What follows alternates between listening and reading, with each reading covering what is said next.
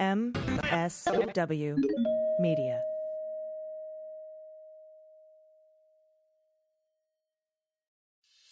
I just want to find 11,780 votes. The Fulton County grand jury investigation of Donald Trump. What proves fact A, fact B, and fact C? If we can do that, I'm going to bring an indictment. I'm Bill Rankin. I'm Tamar Hallerman. Join us for Season 9 of Breakdown from the Atlanta Journal-Constitution. Listen now, and please follow us on Apple, Spotify, or wherever you get your podcasts. Today's episode of The Daily Beans is brought to you by our patrons. Our premium subscribers make the show possible, and in return, they get an ad-free feed, access to my personal show notes, the photos submitted in the good news, VIP meet and greet and pre-sale event tickets, invites to our private social media groups, and access to bonus content. Become a patron today at patreon.com/thedailybeans. News with swearing. Daily Beans, Daily Beans. Daily Beans, Daily Beans. Hello and welcome to the Daily Beans for Wednesday, November 2nd, 2022. Today, the Supreme Court denies Lindsey Graham's emergency motion for a stay pending his appeal, forcing him to testify in the Fulton County DA's special grand jury investigation. The January 6th committee has interviewed the Secret Service spokesman that attempted to undercut Cassidy Hutchinson's testimony. Prosecutors are looking at the 2018 Florida election protest as a model for the insurrection. Affirmative action is on the chopping block in the Supreme Court, and two leaders from True the Vote have been jailed for contempt of court. I'm your host, Allison Gill. Hey, everybody, it's AG. Dana's out today. She'll be back with us on Friday. Later in the show, I'm going to be talking with Professor Jeremi Suri, author of Civil War by Other Means. And I just wanted to thank our patrons. I hope you're enjoying the new weekend wrap-up bonus episode. If you want to become a patron, you can do so at patreon.com/Mueller, She Wrote, or go to Supercast and search for the Daily Beans. All right, we have a lot of news to get to, and there's a story about Hillary Clinton et al. Suing Donald for sanctions and his lawyer, Alina Habba. And that is for the lawsuit they filed together against Hillary Clinton and a bunch of other people, saying there was some large RICO conspiracy. So they now face sanctions, and I think they're seeking about $1 million. We'll talk about that on tomorrow's Beans, because we just don't have time for it today. There's just so much news. So let's hit the hot notes. Hot notes. All right, the Supreme Court declined on Tuesday to block a subpoena for Republican Senator Lindsey Graham to testify in front of the Atlanta special grand jury investigating the election interference in 2020. There were no public dissents from the order. The South Carolina senator had filed an emergency request asking the justices to halt his testimony, currently scheduled for November 17th, while legal challenges play out. Graham will now have to appear for testimony, although he will have room to object to certain questions as they come up, meaning the scope of his testimony or responses could be limited. He could plead the fifth. We're not sure, and then they might need to seek immunity, but they would also have to be careful not to give it to him in a federal case. They would have to work that out with the attorney general. In the unsigned order, the justices agreed with the lower courts, noting that Graham could not be asked to talk specifically about issues related to his legislative role. The court also noted that should any disputes arise about particular questions to the senator, then his lawyers can still object to questions on a case-by-case basis, which is how this shit works. You don't just go in and say, I shouldn't have to testify. You fucking show up, and then you can case-by-case pick your battles. Quote, accordingly, a stay or injunction is not necessary to safeguard the senator's speech or debate clause immunity. Now, that could leave substantial room for Graham to challenge questions or requests from the grand jury, as I said, and Graham argued that he should not have to abide by the subpoena earlier because his testimony is foreclosed by the Constitution's speech or debate clause, which shields lawmakers from certain criminal or civil proceedings connected to their legislative duties. There's really no reason for a senator from South Carolina to be calling and asking to throw votes out in Georgia. Critics feared that if Graham were to prevail at the Supreme Court, it would embolden other members of Congress to make similar claims in an attempt to shield themselves from testifying. The clause reads that for any speech or debate in either house, members of Congress shall not be questioned in any other place. Fulton County District Attorney Fani Willis has indicated she would like to question Graham on calls he made to elections officials in Georgia after the 2020 election, Lawyers for the senator have characterized the calls as investigatory phone calls carried out in furtherance of a legitimate legislative activity meant to inform him on his upcoming certification decision. Last week, Justice Clarence Thomas, who supervises the lower courts involved in the case, temporarily blocked the testimony. Thomas's move was an administrative stay that was most likely issued to give the Supreme Court justices more time to consider the dispute and to allow Lindsey to appeal. Now, Willis argued that individuals who were on the call have publicly indicated their understanding that Graham was suggesting or implying in the calls that Georgia Secretary of State Brad Raffensperger should throw out certain ballots or adopt procedures that would alter the results of the election. And in other news, the House committee investigating January 6, 2021 Capitol insurrection interviewed Secret Service spokesman Anthony Guglielmi on Monday, in part focusing on his role in issuing statements that undercut Cassidy Hutchinson's testimony. That's according to people familiar with the interview. Lawmakers and investigators on the committee are working to finish a final report delving into the intelligence failures of why the Secret Service failed to take action after it was notified of various threats regarding January 6th. During her live testimony, Hutchinson testified Tony Ornato, the deputy chief of staff who worked and served as a liaison for the Secret Service, told her that Trump tried to wrestle the steering wheel away from the head of his Secret Service detail, Robert Engel, after his appearance at a Stop the Steal rally on the Eclipse.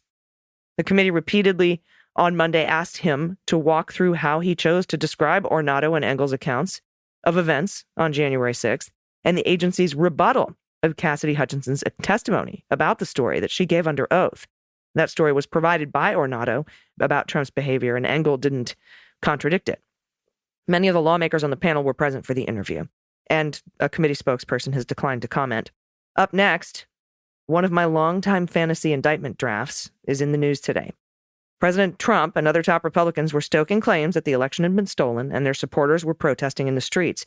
Members of the far-right group the Proud Boys and people close to Roger Stone, including Matt Gaetz, took part in the action as the crowd was chanting "Stop the Steal." But this was in 2018. The setting was South Florida, and the election in question was for governor and a hotly contested race that would help determine who controlled the U.S. Senate. Now, 4 years later, the Justice Department is examining whether the tactics used then served as a model for the attack on the Capitol on January 6th.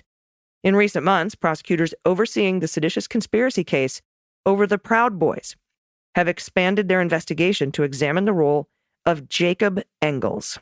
You've heard me talk about this guy a lot if you've been listening to the show for a while, because this was like a year and a half ago. He is a Florida Proud Boy who accompanied Stone to Washington for January 6th, and the role he played in the 2018 protests. The prosecutors want to know whether Engels received any payments or drew up any plans for the Florida demonstration, and whether he has ties to other people connected to the Proud Boys' activities in the run-up to the storming of the Capitol. Different prosecutors connected to the January 6th investigation have also been asking questions about efforts by Roger Stone, a longtime advisor to Trump, to stave off a recount in the 2018 Senate race in Florida. That's according to people familiar with the matter. Matt Gaetz, a Republican in Florida, as we know, participated in the 2018 demonstration, but the extent and nature of his involvement remain unclear. Fritz Scheller, a lawyer for Joel Greenberg, that's the local Florida tax collector who's cooperating with the government in the investigation into Matt Gaetz, declined in response to questions to discuss the specifics of what his client told the authorities about the 2018 incident. Still, Mr. Scheller said a significant aspect of Mr. Greenberg's cooperation has been his assistance in matters involving efforts to subvert the democratic process. Been waiting for these two stories to collide. In the weeks after the 2020 election, Gaetz took part in Trump's attempts to challenge the certification of the vote count, but there's no indication that he is part of the Proud Boys inquiry. Gaetz did not respond to text messages seeking comment. The expanded investigation of the Proud Boys emerged as 5 members of the group, including Enrique Tarrio, former leader, are set to be tried on charges of seditious conspiracy in federal district court in Washington. That trial is scheduled to begin on December 12th. The Oath Keepers seditious conspiracy trial is now in week 5. As part of the investigation, prosecutors are seeking to understand whether Jacob Engels has ties to a little-known Miami-based cryptocurrency promoter who may have played a role in the Capitol attack. A week before the building was stormed, that promoter, her name is Erica Gemma, gave Tarrio a document called 1776 Returns, according to several people familiar with the matter. The document laid out a detailed plan to surveil and storm government buildings around the Capitol on January 6th in a pressure campaign to demand a new election. Neither Stone nor Engels nor Gemma responded to messages for comment. Stone denied at the time he had anything to do with the Florida protests, and he also denied he played any role in January 6th. Still, he has long maintained close relations with the Proud Boys, especially Tarrio, who took over the group in 2018, and Engels, who runs a website called Central Florida Post and has long been involved in state Republican politics. Engels served, among other things, as a spokesman for Tarrio's unsuccessful 2020 congressional campaign. In March of that year, Mr. Engels published a photograph in the Central Florida Post showing Andrew Gillum, who lost the 2018 Florida governor's race to Ron DeSantis, lying naked on the floor of a Miami hotel room. He claimed in an article accompanying the photo that Tarrio helped him get the photo. In 2019, during his prosecution related to the investigation into Russian efforts to sway the 2016 race, Stone posted an image on social media of the federal judge, Amy Berman Jackson, with crosshairs next to her head. When questioned in court about the image, he acknowledged that both Tarrio and Engels helped him run his social media accounts. Both Mr. Engels and Tarrio were members of an encrypted group in the chat room called FOS, Friends of Stone, that Mr. Stone used in the months that followed the 2020 election. Mr. Engels went with Mr. Stone to Washington on January 5th and January 6, 2021, accompanying him around the city over the course of the 2 days. Prosecutors are interested in whether a written plan existed setting out details for the Brooks Brother 2.0 protests in the same way that 1776 returns described a plan for occupying 6 House and Senate office buildings and the Supreme Court on January 6th. And speaking of the Supreme Court, they are poised to say that colleges and universities can no longer take race into consideration in admissions programs, a decision that will likely overturn decades-old precedent and could diminish the number of African American and Hispanic students in higher education. During a marathon session lasting almost 5 hours, the justices heard from a total of 5 lawyers. 3 argued on behalf of Harvard and the University of North Carolina. 2 others, both former clerks to Justice Clarence Thomas, argued for the conservative group Students for Fair Admissions behind the challenge. With a 6-3 conservative liberal majority, the question may not be whether the court will strike down affirmative action, but how far it will rule. Here are the key takeaways from Monday's arguments. Central to the case are whether schools are trying hard enough to find race-neutral alternatives in order to achieve diversity. Justice Amy Coney Barrett, Sam Alito, and Chief Justice Roberts repeatedly pushed lawyers for the schools about their efforts to build a class without taking race directly into consideration. Barrett pursued a line of questioning, suggesting that instead of checking a box, an applicant could use an essay to demonstrate unique personal characteristics. Roberts noted that if race may no longer be taken into consideration, there may be an incentive for the university to, in fact, truly pursue race-neutral alternatives. Suppose, he says, that a student is an immigrant from Africa and moves to a rural area in western North Carolina where the population is overwhelmingly white. This is Sam Alito in a hypothetical. He wondered if instead of taking race into consideration, it would be permissible for the student to write an essay about how he had to deal with huge cultural differences. Patrick Strawbridge, representing Students for Fair Admission, said it would be permissible because that the preference is not being based upon race, but upon cultural experiences. The exchange caused a skeptical Justice Elena Kagan to exclaim, "The race is part of the culture, and the culture is part of the race, isn't it? I mean, that's slicing the bologna awfully thin," she said. Another issue that troubled the conservative justices was the notion that in 2003, the court suggested in a decision called Grutter v. Bollinger that the consideration of race as a factor could come to an end by 2028. Fumbling for her reading glasses, Amy Coney Barrett read directly from Grutter, quote, "Using racial classifications are so potentially dangerous, however compelling in their goals, they can be employed no more broadly." Grutter says this is dangerous and it has to have an end point, Barrett stressed on Monday. She wondered if Grutter was grossly optimistic and that in reality schools would never stop taking race into consideration. She noted that Grutter called race classifications risky and potentially poisonous. When Solicitor General Elizabeth Prelogar said that eventually there would be an endpoint when society changes, Roberts seized an opportunity to highlight that Grutter had promised 25 years. "Grutter gave us a number," he asked Prelogar. "Do you want to give a number?" And Roberts went on to say, "I don't see how you can say the program will ever end. Your position is that race matters because it's necessary for diversity, which is necessary for the sort of education you want," Roberts said. It's not going to stop mattering at some particular point. You're always going to have to look at race because you say race matters to give us the necessary diversity. She declined, and then Justice Brett Kavanaugh piled on. If you don't have a number, and I understand why it's difficult, but if you don't have something measurable, it's going to be very hard for this court, he said. What the fuck? All your decisions have to have a time limit now? Fucking hate that guy. The two attorneys representing the challengers, Strawbridge and Cameron Norris, from the firm Consovoy McCarthy, are both former clerks to Justice Thomas, who is a longtime critic of affirmative action. In the Grutter case, Thomas wrote, "The Constitution abhors classification based on race, not only because those classifications can harm favored races or are based on an illegitimate motive, but also because every time the government places citizens on racial registers and makes race relevant to the provision of burdens or benefits, it demeans us all." His comments Monday suggested nothing had changed in his thinking. In fact, at times he went further than the other conservatives, questioning whether diversity itself is even a goal in the first place. "I've heard the word diversity quite a few times," he said, "and I don't have a clue what it means." He seriously fucking said that. "It seems to mean everything for everyone." That's what he said. For the first time in history, a black female justice heard arguments in an affirmative action case at the Supreme Court. Justice Ketanji Brown Jackson had several lines of attack, clearly pushing the notion she thought diversity was a compelling reason to allow race as one of many factors to be part of the decision-making process in higher education. She pressed Strawbridge about whether his group even has the legal right or standing to be in court, suggesting it lacked the legal injury necessary to bring the challenge because race was only one of many factors considered.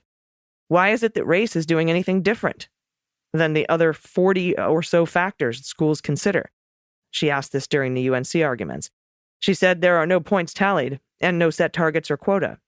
They're looking at the full person, she said. And in later arguments, she wondered whether the schools could run into equal protection arguments if they looked at some factors and not race. Quote, "What I think you're saying is that people have to mask their identities when they come in contact with the admissions office just on the basis of their difference."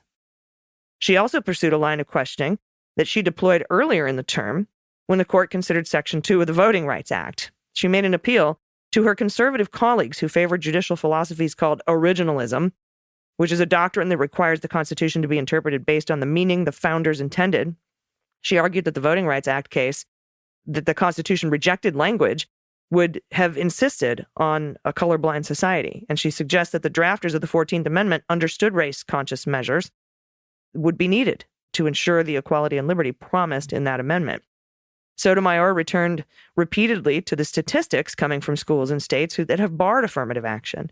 What we know, she says, we have 9 states who've tried it. In each of them, as I mentioned earlier, white admissions have either remained the same or increased, and clearly in some institutions, the numbers of underrepresented groups has fallen dramatically. So I think these arguments were just an exercise in futility, but it was good to get to hear those arguments. I think the court will get this. And the leaders of True the Vote, an organization that has spread the big lie, were taken into custody Monday after a federal judge in Texas ruled them in contempt of court. Founder Catherine Engelbrecht and former board member Greg Phillips were escorted by federal marshals out of the Houston courthouse and into a holding cell following the judge's decision. The order marked the latest twist in a defamation case brought last month by Connect, an election software company that True the Vote claimed allowed the Chinese government to have access to a server in China that held the personal information of nearly 2 million U.S. election workers. Connect has vigorously disputed that lie. The judge overseeing the case, Judge Kenneth Hoyt, had ordered Engelbrecht and Phillips to reveal the name of a person who allegedly helped True the Vote access Connect's computer systems. When they declined to meet the court's 9 a.m. deadline, the judge found them in contempt. The pair have claimed without evidence that the person who helped them was a confidential FBI informant. Now, keep in mind, Brnovich, give a little context here, who's the conservative attorney general in Arizona, has turned True the Vote over to the IRS, saying, you guys probably want to check their nonprofit status because they're saying that they have FBI informants working for them and that they gave geolocation data about mules to us, which we don't have, and that they gave them to the FBI. The FBI says we don't have that. And so they're lying and they're fundraising off of it. And that, might want to check their nonprofit status. So the pair have now claimed that this person who helped them get access to the Connect computer systems is a confidential FBI informant, and they refused to reveal the name. And the judge said, fine, you can sit in jail until you do. In a statement, Engelbrecht said, "We will be held in jail until we agree to give up the name of a person we believe was not covered under the terms of the judge's order." Okay. Michael J. Wynn, a lawyer for Engelbrecht and Phillips, says that we're looking at alternative remedies. Declined further comment. There isn't. You fucking stay in jail until you give up or say you're lying. Katie Breen, a spokesperson for True the Vote, released a statement that said the organization was calling for the immediate release of its leaders and that its attorneys were appealing the ruling. Good luck. Dean Pam Phyllis, a lawyer for Connect, says Judge Hoyt's order holding Engelbrecht and Phillips in contempt speaks for itself. Connect chief executive Eugene Yu was arrested in early October on charges that appeared to mirror some of the claims of True the Vote. The Los Angeles District Attorney's Office later downgraded its accusations, saying Connect had exposed the personal information of tens of thousands of county workers to possible compromise. Yu's attorney had requested the charges be dismissed, arguing they are without merit, and Phillips and Engelbrecht are prominent and longstanding members of that election denier movement. Now, just days after the 2016 election, Phillips claimed without evidence he had verified more than 3 million votes had been cast by non-citizens, just enough to wipe out Hillary Clinton's margin in the popular vote tally. Donald Trump, then president-elect, avidly repeated the claim. Phillips later announced that a fundraising effort was underway to verify his claim, but in a 2017 video posted on YouTube, he said not enough donations were received to finish the job. True the Vote later received millions in donations to investigate the 2020 election. One donor, Fred Eshelman, gave the group $2.5 million, but then sued to get his money back, claiming True the Vote directed much of his money to people or businesses connected to Engelbrecht. A lawyer for the organization denied Eshelman's claim. Engelbrecht and Phillips most recently were executive producers of 2,000 Mules, the widely discredited film that even Bill Barr laughs at. Three spokespeople for the movie said it made millions of dollars in revenue. And no fraud was ever found, though.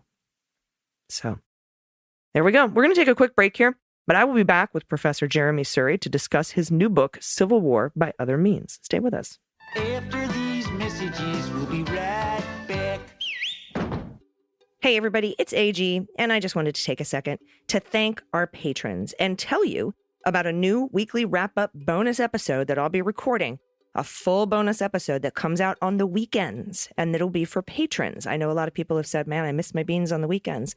Well, now we're going to have a weekly wrap-up episode. And for as little as $3 a month, patrons get the ad-free premium feed. They get access to the new weekend Daily Beans weekly wrap-up episode, pre-sale tickets for live shows, invites to meetups and meet and greets with the hosts, access to our private social media groups. You get links to our bi-monthly happy hour Q&A on Zoom, plus a whole host of merch, including stickers, mugs, and t-shirts for signing up. And if you can't afford a membership, we have had over 1,000 patrons donate a 1-year subscription to those who can't swing it. For just $36 a year, you can donate a premium feed to someone in need.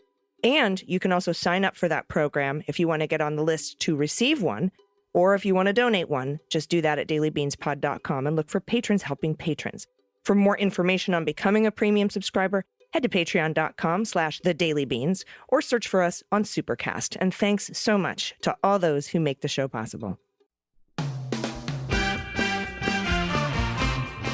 Hi, everybody. It's AG from the Daily Beans. Hey, this is Kimberly Johnson, host of the Start Me Up podcast. Hi, it's Frangela from The Final Word and Idiot of the Week podcasts. Hi, this is Jody Hamilton of the From the Bunker podcast. Hi, it's Mariah and Steve from How We Win. And we are joining forces to support the How We Win Fund. The midterms are coming, and the best way we can fight back against the Republicans is to support Democrats in key battleground states. Our democracy is under attack, but we don't agonize. We organize. Yes, we do. Together, we can protect and expand our Democratic majority this November. We are so close to a Senate mansion-proof majority in the Senate. Take them out. Join the MSW Media family of podcasts and support the races that need us the most by donating to Swing Left's National Impact Fund. Just one donation goes directly to all of Swing Left's top races. A GOP stoking hate, peddling lies, and suppressing our vote means we need everyone to step up to protect voting rights. civil rights, abortion rights, the environment, constitutional gender equality, the government, our institutions, all the things. Do it. We beat Trumpism before, and together we will make history again. So go to swingleft.org/fundraise/howwewin to donate what you can. Share this with your friends and family. and let's show the GOP that the grassroots persistence is here to stay. This is how we win.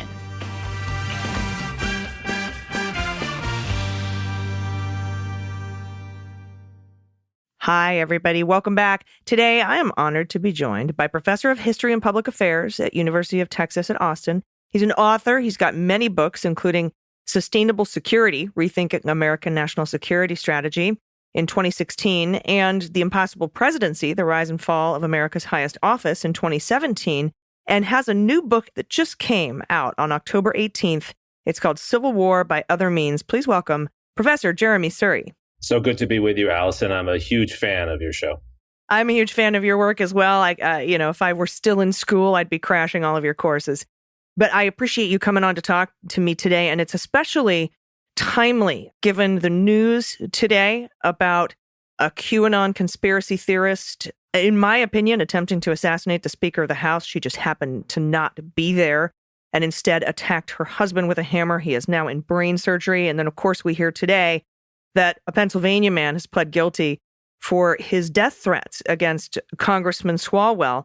And, tell us what prompted you to write the book Civil War by Other Means, because we've seen instances of this political violence, and it's something that's a theme that comes up in your book. Absolutely. I wrote the book for exactly this reason, Allison. You've hit on the key issue, as you always do, which is that since the Civil War, our society has been a very, very violent society. We don't teach the history that way. In fact, we teach the opposite, and we go around the world telling other countries to be just like us because we're supposed to be, in our own image, a very peaceful society, but we're not.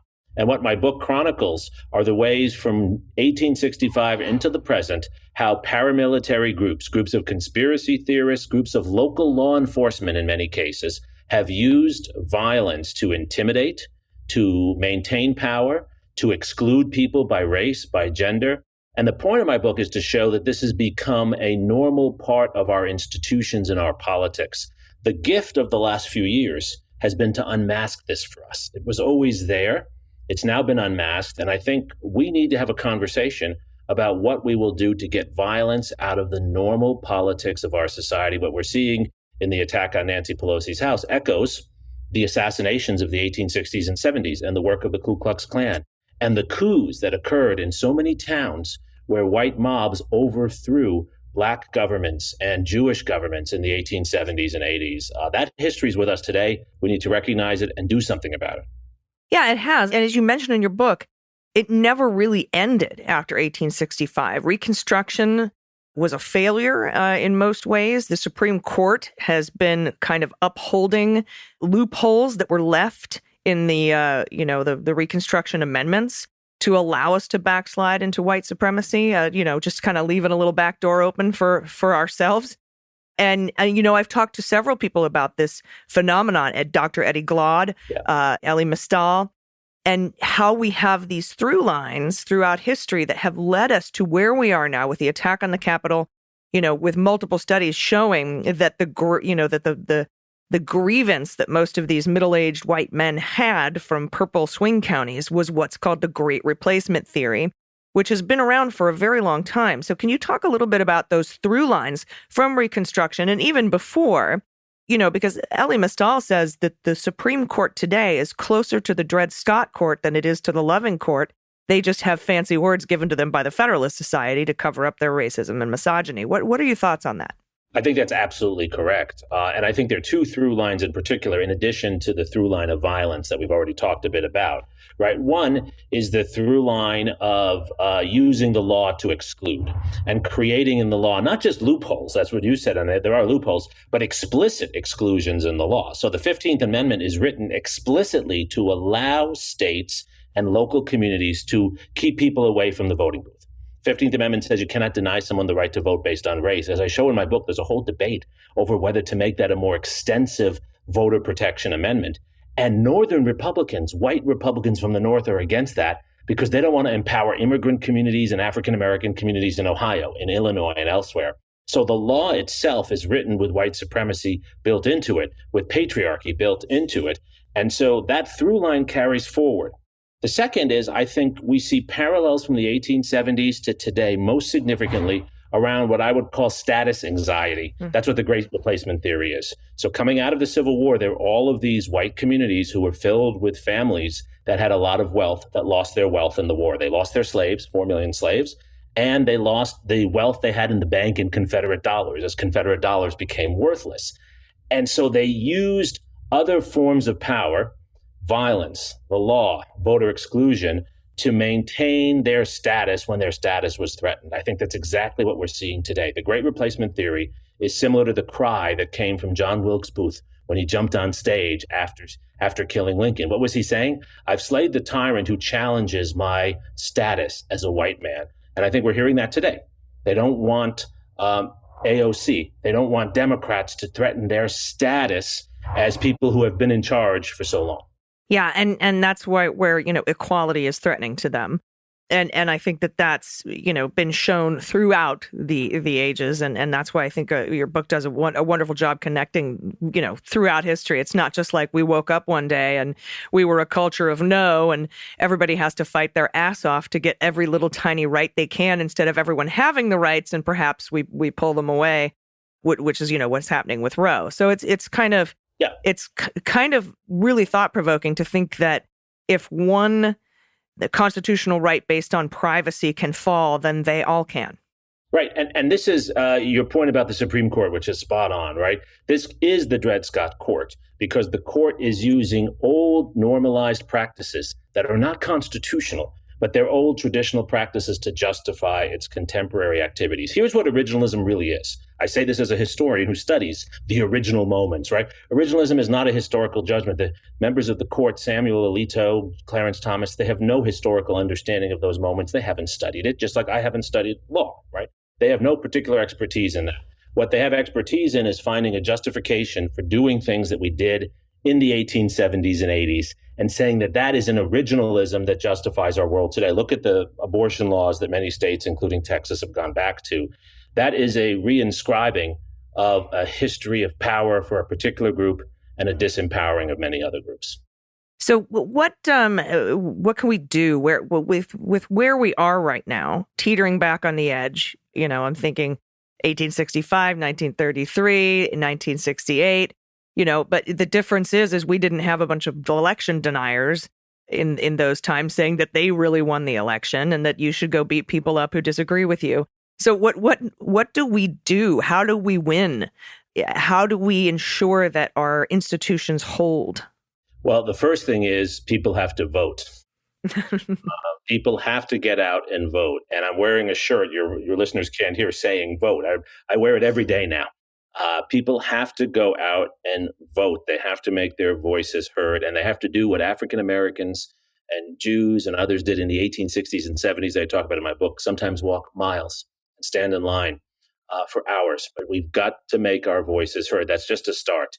Then we have to shine a light, as your show does. This is why I love your show, on these issues. People have to see these issues. It's not that the majority of Americans agree with the bullies. They didn't in the 1870s, they don't today. But it's that the bullies are the loudest voices, and there are too many people who are complacent, too many people who don't pay attention. And we complain about social media spreading hate. We need to do a better job, as you're doing, of using social media to raise awareness. And change happens, Allison, in our history through generational change. So quite frankly, it's got to be a young group of people across the country who say, we're not going to put up with this anymore. That started to happen after George Floyd's murder. That was one of the most enthralling and idealistic moments in my entire lifetime. So many people, more than ever before in our history, more than even in the 60s, came out to protest against criminal injustice perpetrated by police, to protest against racism. And it changed our society. It didn't change our politics overnight, but it changed our society. We need more of that. I'm a social activist. I believe in the history of social activism. Mobilize people, get people out, educate them, and have them make their voices heard. That's how our society changes. Well, thank you so much for taking some time and writing this book. It's such an important book. It came out on October 18th. It's available now. It's called Civil War by Other Means by Jeremi Suri. Jeremy, tell everyone where they can find and follow you and support your activism on social media.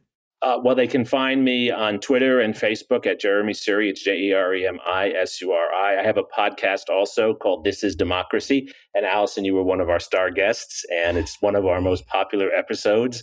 But we also have people on like Samantha Power and all kinds of scholars, activists, various individuals.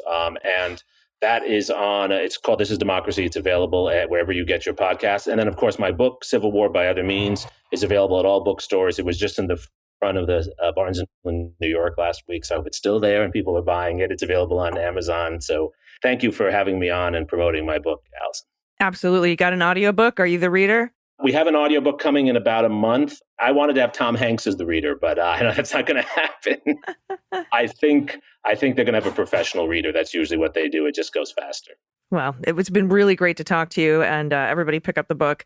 And we'll speak again soon, shortly after the election. I'd like to talk to you to see what your thoughts are on the outcome. My prediction, I think we'll pick up 2 seats in the House and 3 seats in the Senate. I think it'll still be a hairline thing, but that is what I'm kind of feeling from the early numbers that are coming in. And it's a lot of young people, like you said, and they are here to save the country and democracy. So, and if I can add a prediction, I think Beto is going to win in Texas. Wow, wouldn't that be great? The enthusiasm for him, if he doesn't, it's because of voter suppression. But the enthusiasm, he's going every day to 4 or 5 different parts of the state, including very conservative areas, and he's drawing huge crowds of first-time voters, 18-year-olds, 20-year-olds. So I'm feeling good about Beto right now. Yeah, and I'll never forget when Obama, just after the 2016 election, was on, I think, Pod Save America, and he was asked what gives him hope, because he's the hope guy. Right. And he says, well, all the kids that are 5, 6, 7 years old right now, that in another 6, 7, 8, 9 years are going to be coming of voting age, and they're just going to wash over this country like a wave of hope. And so I hang on to that with my, with every fiber in my being. Absolutely. And I see it every day with my students. And what frustrates me is people want to stop them from voting, but they are different. My kids grew up with Obama as president. It's the first president they knew. Trump seems like the oddity, not Obama. And that's the right way to think about the world. 100%. Thank you so much, Jeremy Suri. We will talk soon, my friend. Everybody stick around. We'll be right back with the good news. Hi, I'm Frances Callier. And I'm Angela V. Shelton. And we're Frangela. You know what you need in your life? The Final Word podcast. Yes, you do. That's right. It is the final word on all things political and pop cultural. Where we make real news real funny. Where we inspire you so you can #resist. Subscribe and get a new episode of the Final Word podcast each week. It's the news we think you need to hear. That's right. We think you need to hear it. Okay? Yeah, it's what we say so. That's right. And because all we do is give, every Thursday you can listen to our hysterical podcast, Idiot of the Week. We round up the stupid because you know what? Somebody has to. Okay. All we do is give.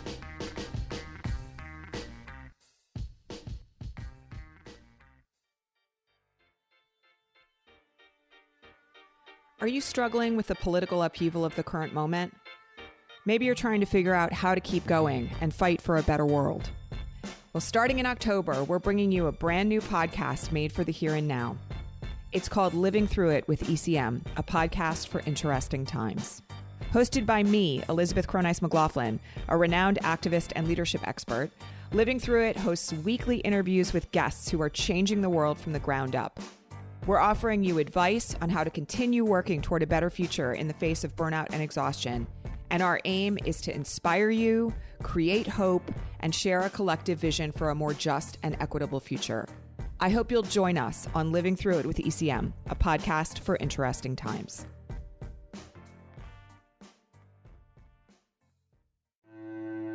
Men cannot know the anguish of being ruled ineligible on anatomical grounds beyond one's control. Slaves can perhaps understand, eunuchs too, and perhaps even those doomed nobles like the deposed Emperor Romanos Diogenes, whose eyes have been put out, but not men. This podcast is brought to you by Empress, The Secret History of Anna Kay, the new book by Greg Olear, now available on Amazon. If the truth is ever to be told, I am the only one left to tell it, and tell it I must. Everybody, welcome back. It's time for the good news. Who likes good news? Everyone? Then good news, everyone.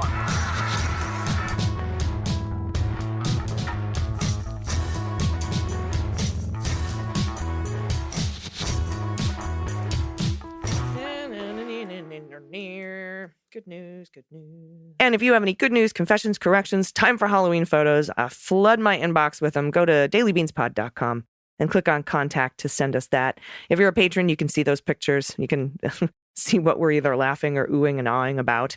Also, make sure right now, just pause this podcast. Make sure you're registered to vote if you haven't voted already. And then also call up everybody in your family. Send out an email. It just takes 5 minutes. They listen to you more than they listen to anything else. And tell them, hey, if you're not voting, would you please, just for me, go vote. Please. We need every single vote. All right, first up from Mamie, rhymes with Amy. She and her, hi, BQs. I believe the correct pronunciation of our intrepid voting rights lawyer is Mark Elias, as in, thank God for Mark Elias. AG will, alas, likely be reading his name too often following the upcoming midterms. And Mamie, yes, I had many of these corrections. I actually just sent a message to Mark and asked him, is it Elias or Elias? And he says, it's Elias. Thanks for asking.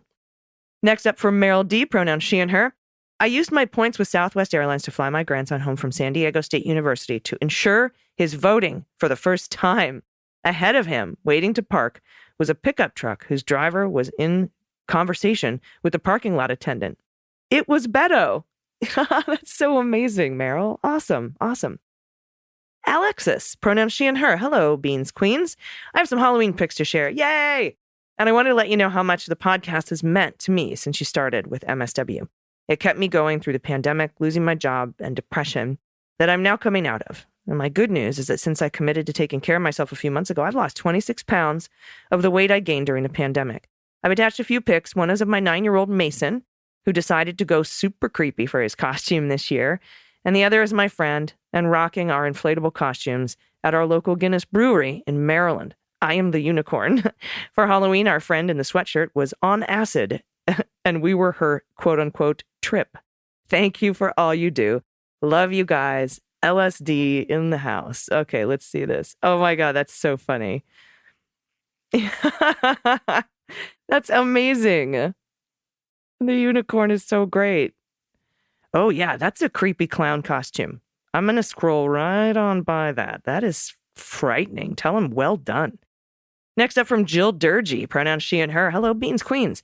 Thanks to your podcast, I am volunteering my digital marketing and design prowess to raise awareness for New York State Senate candidate Michelle Osterlich, District 44. I designed a snazzy website, michelleforstatesenate.com. That's F-O-R, michelleforstatesenate.com, on Squarespace, and launched paid social ads on Facebook and Instagram, which drive donations for her and light shame for her 40-plus year serving GOP incumbent, who really likes ribbon cuttings, voting against gay marriage and choice, and is a proud A-rated NRA member. I am so happy to meet and work with amazing campaign volunteers, many of whom are my neighbors. Yes, I did try to contribute some of my comic art to dramatize the opponent's trumpery, but they skewed a little too dark and scary. Live and learn. Thank you, and go blue. Oh yeah, look. Spooky. The case against Jim. We're on Tedisco's team. I love it. Okay, wow, that is really wonderful. I love your art. Kind of gives me like a sort of like a Tim Burton kind of feeling. Love it. Next up from Josh, pronouns he and him. I've been listening to you guys since you left Spotify. I randomly saw your tweet, and I'm super glad I did. You guys are great and very informative and super funny. Today, I was feeling really upset because I am an educational support worker in Ontario, Canada, and the Ford government has decided to screw us over. But listening to the Beans today has made me feel 1,000 times better, and I just wanted to let you know. Also, Stormbreaker is Thor's axe. I knew that. If I only had seen Thor. And Loki is the hammer guy, right? Okay. Now we go. Thank you. I'm glad I got that correction because I seriously didn't know the Stormbreaker one. Christopher B. Hello, wonderful human beings. I just wanted to drop in and say a good thing that happened to me recently is that I was able to take off some time from working and really just focus on self-care and getting my master's in social work degree at Portland State Christopher B., that's not time off. You got a master's in social work. That's amazing. Wonderful. Absolutely wonderful. Congratulations. And next up from Nicholas, he and him, happy Halloween with some pets dressed for the occasion. Archer is our 5-year-old boxer husky mix sporting the pedals, and Persephone, our lab Roddy Pitty, maybe, a little hound mix, is ready to collect his pollen. Love the show and hope you have a happy one. Oh, look at this baby brindle face. So cute in the bee costume. And then the flower. Oh, it's so adorable. All right, next up from Bob Duff, Senate Majority Leader, Connecticut. Hi, AG and DG. I love this. Back again. Thank you for all the news every day. I love listening. Sending a picture of Molly, my pit rescue, who we got from the local pound. She was found by the highway, probably thrown from a car. She's such a sweetie, and I encourage all of your listeners to adopt. They are the most loving animals, and never forget sending Halloween pictures. My other reason for writing is to encourage folks to hang out and hang in there in the next week. Don't let purposeful, discouraging polls or misinformation get you down. The other side is intentionally trying to deflate our energy. Do not let them fight back. When we work, we win. Get out there, AG. I love your election prediction. Let's make it a reality. Bob Duff, thank you so much. Senate Majority Leader of Connecticut. Look at the dog. So cute. I love this dog. Thank you for sending more photos. And thanks to everyone for sending in your photos. Please keep those Halloween photos coming in. I will be back tomorrow with more news. Until then, please take care of yourselves, take care of each other, take care of the planet, take care of your mental health, vote blue over Q, and bring someone with you. I've been AG, and them's the beans. The Daily Beans is written and executive produced by Allison Gill with additional research and reporting by Dana Goldberg and Aimee Carrero. Sound design and editing is by Desiree McFarlane, with art and web design by Joelle Reeder with Moxie Design Studios. Music for The Daily Beans is written and performed by They Might Be Giants, and the show is a proud member of the MSW Media Network, a collection of creator-owned podcasts dedicated to news, politics, and justice. For more information, please visit mswmedia.com. MSW Media.